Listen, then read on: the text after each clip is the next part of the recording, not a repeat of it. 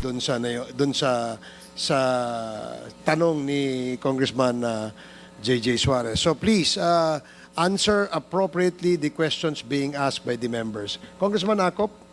Mr. Chair, may we ask the resource person the basis why he is invoking his right against self-incrimination? Yeah, please answer. What is the basis of you invoking the right against self-incrimination?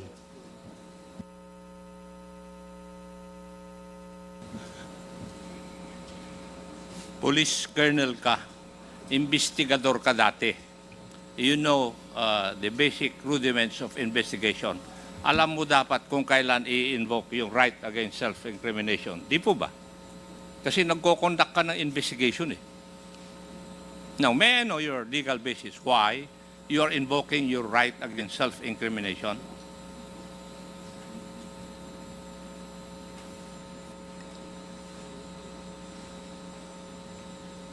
Mr. Chair, if he cannot provide any basis, I think I agree with the Honorable Adjong that he should not invoke that right. Thank you, Mr. Chair.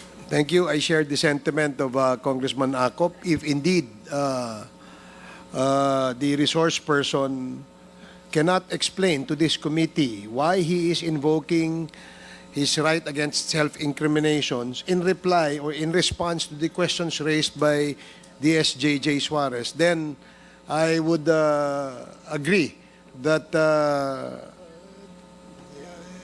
the gentleman is out of order, and perhaps do you have a lawyer with you, Colonel Grijaldo? Nandito, may abogado ka ba? Would you like? Wala po, Your Honor. Do you want us to provide you a lawyer? No, Your Honor. Because your lawyer or lawyers that we can provide you will assist you on telling you what your rights are in this committee hearing. So, gusto mo bang mag-provide kami ng abogado? No, Your Honor. So, you will answer and reply to the questions of the members. Now, DSJJ? Yes, Mr. Chair, maybe another opportunity we can provide to the resource person. Colonel Grijaldo, kung kayo po ay hindi komportable, dahil nga maraming nanonood at nasa publiko po ang hearing na ito, would you want or would you request for an executive session so that you can divulge the details and the truthfulness to the affidavit that you executed in the Senate hearing? No, Your Honor. Okay, so therefore we can proceed, Mr. Chair. Please proceed. So, Colonel Grijaldo, matanong ko lang po, ano po ang nag-udyok sa'yo para i-execute tong affidavit na ito?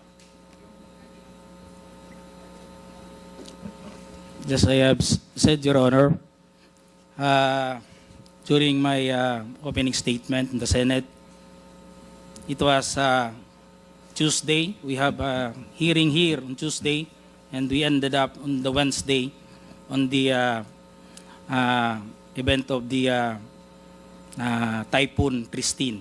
And as I have said, I go back to my home, and dinibdib ko po yung nangyari sa akin, Your Honor. And I never told this to my wife that time for 2 days. Until such time on the Friday, I was informed by the PIHAW that I'll be attending a Senate hearing. So, naisabi ko dun sa asawa ko, Your Honor. And nag-a-argue pa kami kasi ayaw niya. Ako kasi gusto ko na may sabi. And sabi ko, we have to go on a Sunday Mass, and we need wisdom for this para mabigyan din tayo ng lakas ng loob para ma-resolve natin sa tayo kasi tayo nag-aaway. Nagkakaproblema. Hindi na rin kami nag-aano nun eh. So on the Sunday, it was on the gospel. Sabi ko, pakinggan natin kung ano man yung masabi ng gospel sa atin that day. And it was a great enlightenment and a wisdom na binigay sa akin, Your Honor. The gospel said that it's not all about the crown, but it is about the cross. It is not about the honor, but it's about the sacrifice. It's not being the first, but being the last. It's not being the great, but being the servant. Sabi ko sa asawa ko, bakit na ibigay sa atin to?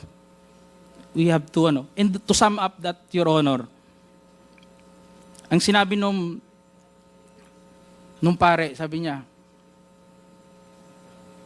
it's not about the experience. Because yung experience kasi natin sa buhay, it may be good or bad. But it's all about the lesson learned that time, Your Honor. So I have that courage, and even my wife submitted to my decision. And on the next day, pumunta na po ako yun. Nandun po yun, nag-narrate, ginawa ko po yun, sinulat ko po yun. And it was on that mass that time, that it is a Sunday for the PDLs. It was a Sunday for PDLs. Sabi ng pare, we have to give dun sa mga brothers natin na nakukulong. Hindi ko nga akalain na I would be the one also to experience that nung sinabi ng pare. So, that's all, Your Honor. That is all that happened, Your Honor. Well, oftentimes we need experiences to encourage us and to push us to search for the truth. So I hope this hearing is one of those experiences for you, Colonel Grijaldo. Dahil ang layunin lang naman po natin dito ay hanapin gaano man kahirap ang katotohanan. Yun lang naman po ang hangarin natin. Wala nang iba. At kaya nga po yung dalawa po nating kinatawan na binanggit mo sa affidavit mo ay pansamantalang tumayo at umalis bilang chairman just to show that we are fair in handling this very sensitive issue. Because you made serious accusations in your affidavit, Colonel Grijaldo. And if indeed enlightenment has happened to you when you executed this affidavit, and you mentioned that you stand by your affidavit, so let's test whether or not it is the truth, Colonel Grijaldo. Yes, Your Honor. Okay, As so- I have said, I will stand by. I am humbled by my experience, Your Honor. And I'm with sure this, you're Your Honor, but Mr. Colonel Grijaldo, you I have will to stand by understand. with my statement You have to under understand oath one in thing. the Senate, Your You have Honor. to understand and I would one like thing to lang po. invoke my One right thing lang po. to self-incrimination, Your Opo, Honor. but you have to understand one thing, Colonel Grijaldo. Okay lang po yun kung para sa'yo. Ang problema ho, ang dami mong dinamay eh. Kung para sa'yo lang yon, hindi sana natin gagawing issue to eh. Ngunit ang idinamay mo dito ay mga taong walang kinalaman o mga inosente. Eh paano naman po sila? Paano naman po yung mga karapatan nila? Paano naman po yung boses nila? Paano naman yung katotohanan nila? Hindi pa po natin sila pahahalagahan dahil panghahawakan lang natin yung sinabi mong enlightenment mo? But they have their own rights too, Colonel Grijaldo. So, Colonel Grijaldo, Siguro wag na tayong paligoy-ligoy pa. With the permission of Mr. Chairman, Colonel Grijaldo, you made some serious accusations here. In fact, so serious that it was even carried by our media news for almost a week, 2 weeks. And because of your accusations, you've tarnished the very reputation and integrity of the committee and the House of Representatives. Things that I will not allow dahil ito pong posisyon na inuupuan namin, ay ito po ay posisyon ng tiwala na ipinagkaloob sa amin ng taong nagtitiwala sa amin. At kailanman hindi ako papayag na may mga tao na magdudungis at magtatapon ng kasinungalingan para sirain ang integridad ng trabaho ng House of Representatives at syempre ng komitibang ito. So Colonel Grijaldo, sinabi mo po dito sa inyong sinumpang salaysay that you were persuaded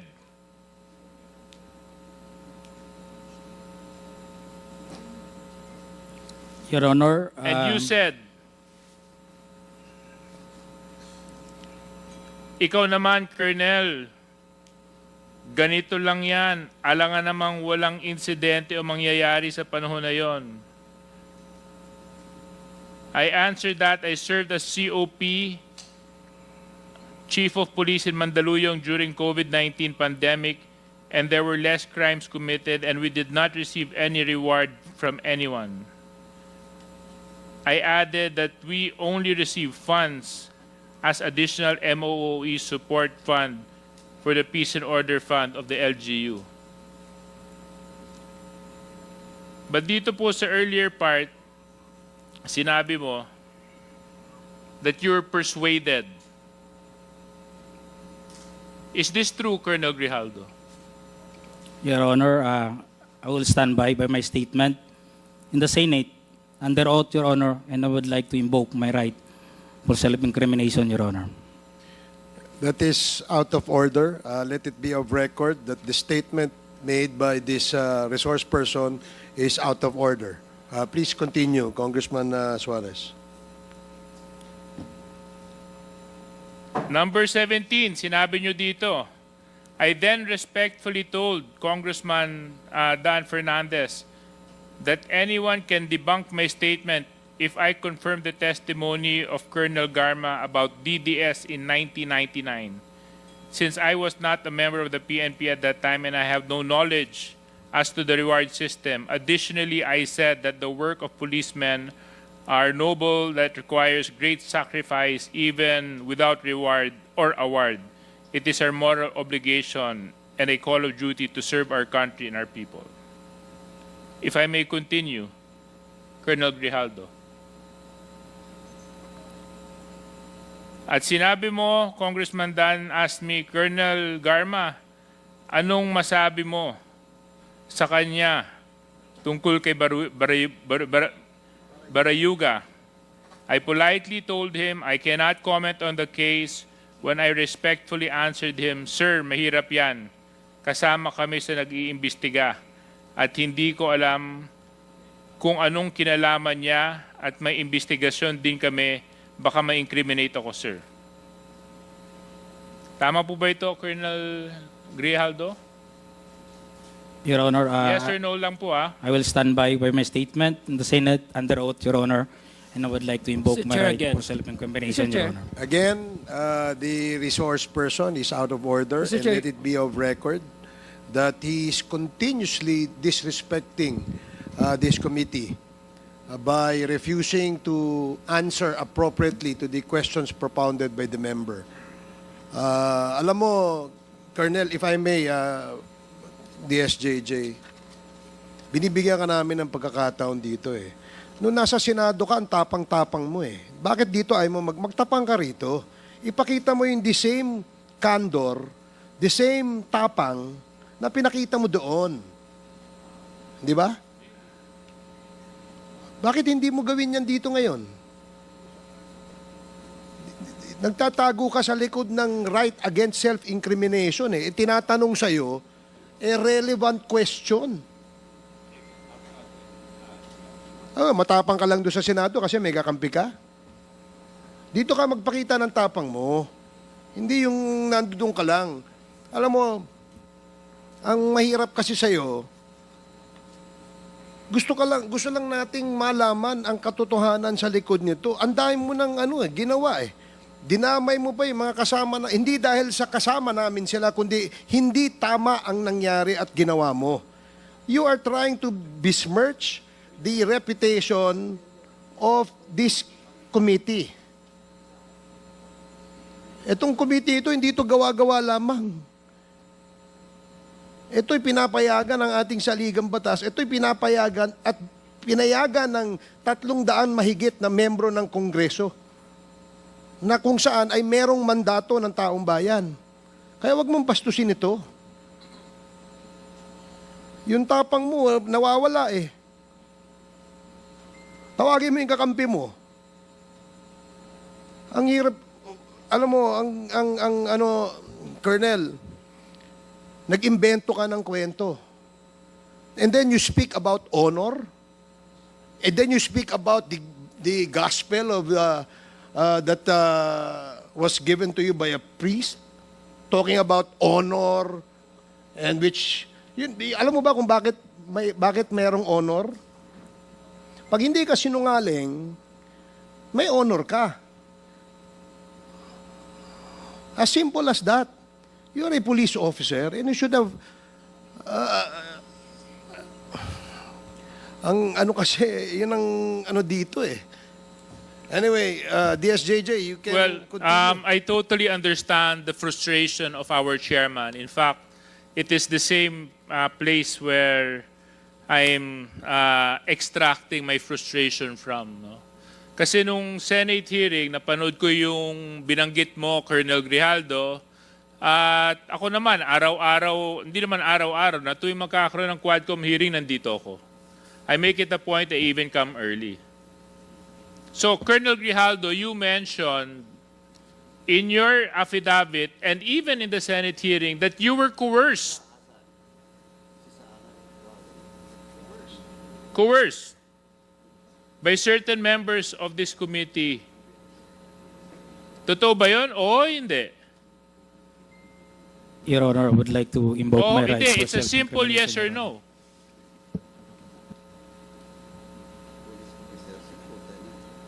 Mr. Chairman, Yes or no? Yes or no? Yun lang po yun. Sabi mo, truth, di ba? Your Honor, Sabi I would mo, like to invoke my enlightenment, right di ba? to self-incrimination, Your Di ba Honor. sinabi mo, gospel truth, di ba? When you talk of God, there's only right and wrong. There's nothing in between. You want to talk about honor, Colonel Grijaldo? Kung gusto mo, Colonel Grijaldo, mag-usap tayo tungkol sa integridad ng isang tao, ang pagsabi ng katotohanan is the simplest way to show honor. Na hindi ka nagtatago at hindi ka nagsisinungaling. Kasi we're talking about serious issues here, Colonel Grijaldo. Isipin mo, mga EJK victims ang nandito. Libo-libong taong namatay nung panahon ng nakaraang administrasyon. Buhay ng Pilipino ang pinag-uusapan natin dito. So, Colonel Grijaldo, babalikan ko lang. Totoo ba? O hindi? Na merong pumilit sa iyo na magsalita na hindi naaayon sa katotohanan dito sa Quadcom. Your Honor, I would like to invoke my right for self-incrimination, Your Honor. Mr. Chair, point of order. What is the point of order, Congressman Ako? The resource person has not answered my question a while ago, and he's still invoking his right against self-incrimination, which is improper. Even Supreme Court decisions say so. You're just telling me your ignorance of the law. You cannot invoke your right against self-incrimination. Tell me if you have a criminal case against you regarding this issue. Galing ako sa serbisyo, iho, pero nakakahiya ka. Thank you, Mr. Chair. Pag ako na magtatanong, Thank you. sasagot ka. Dahil isasite kita in contempt again. Thank you, Congressman Sir Chair. Akop. Sir Chair, just a I'm quick surprised why he became an officer. Yes, just are you want done? to- Are you done, DSJJ? Just a last point lang, Mr. Chair, kay Oh. Colonel Grijaldo. Before Congressman Adjong, I know naman may good friend is very generous with his time. Colonel Grijaldo, sa maraming pagkakataon na inimbitahan ka ng Quadcom, pagkatapos mo magsalita sa Senate, hindi ka nagpakita. At ang dinadahilan mo ay meron kang left shoulder injury. Tama po ba yon? Yes, Your Honor. Was that incriminating, Colonel Grijaldo? Was that answer to your shoulder incriminating? Hindi naman, di ba? Ang dinadahilan nyo, kaya hindi kayo nakakadalo, dahil maya't maya po kayo ipinapasok sa Pasig Hospital dahil nag-undergo po kayo ng therapy sa inyong kaliwang balikat. Tama po ba yon, Colonel Grijaldo? I have my left shoulder operation, Your Honor. You have your... Left shoulder operation, Your Honor. So, inopera din po kayo. Yes, Your Honor. Okay. Tapos, Colonel Grijaldo, ang nakakapagtaka po, yung ilan sa mga pinadala nyo pong mga dahilan kung bakit hindi po kayo makakadalo ay nanggaling sa isang klinika na matatagpuan sa isang mall. Bakit hindi po orthopedic doctor ang nag-issue ng medical certificate ninyo kundi isang clinic na matatagpuan sa isang mall?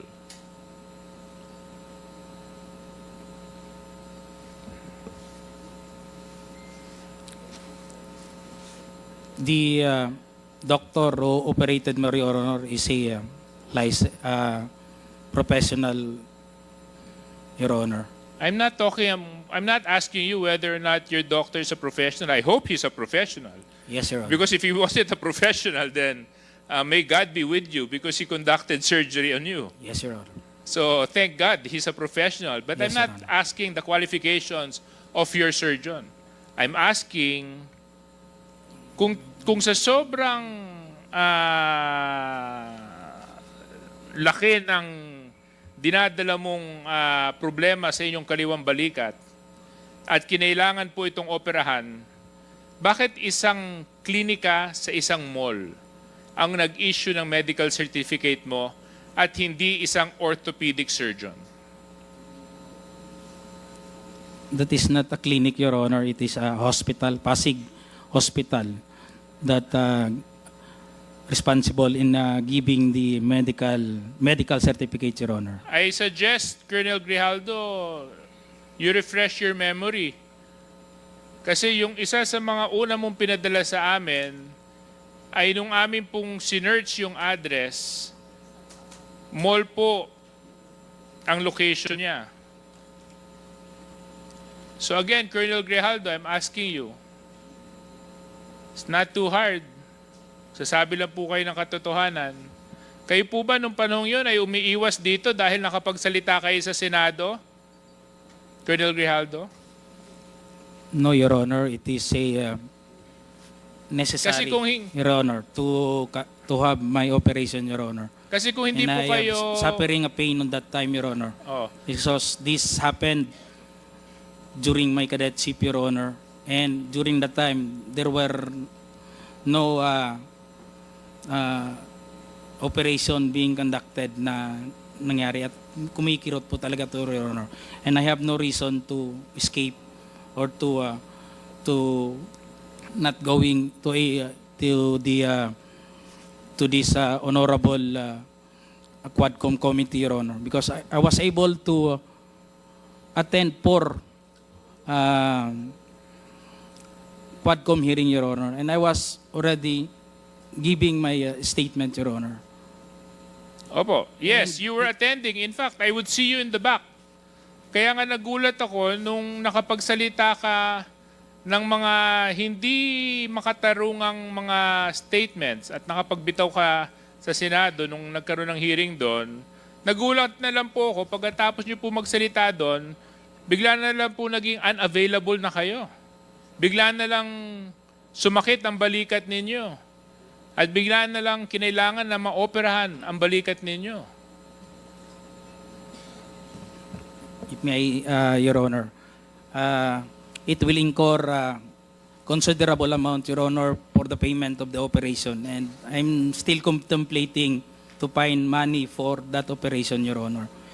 And I was been confined on that hospital. The option was given was to relieve the pain, was only to have therapy. And I asked the doctor for that period na hindi pa ako maka-attend na sabi ko, i-therapy lang muna, Doc. Then, kung makapag-produce na ako ng considerable amount for the payment of the Alam operation, mo, Colonel Grijaldo, kayo po I ay will isang, submit for an operation, Your Honor. Kayo po ay isang police officer. Kung nandito lang sana si Congressman P.M. Vargas, sasabihin niya po sa iyo, papakita niya yung 2 tornilyo niya sa balikat niya. At sinabi niya, pagkatapos po ng operahan siya at lagyan ng tornilyo sa balikat, kinabukasan nagtrabaho na po siya. Kaya yung sinasabi po ninyong konting dislocation at konting operation at naging dahilan para hindi po mag-attend sa mga Quadcom hearings, medyo nakakapagtaka po yun. So anyway, Mr. Chair, I would give my time and to the other interpellators. I would just like, Mr. Chair, to request na sana matapos na po natin itong topic ni Grijaldo and the 2 Kongs so that we can move forward with the other EJK issues. Because it's something that we need to resolve immediately so that we can benefit from the wisdom of Congressman Benny Abante as chairman and to whatever Congressman Dan Fernandez can contribute to Quadcom, Mr. Chair. Okay, thank you, Congressman Suarez. The next to interpolate is Congressman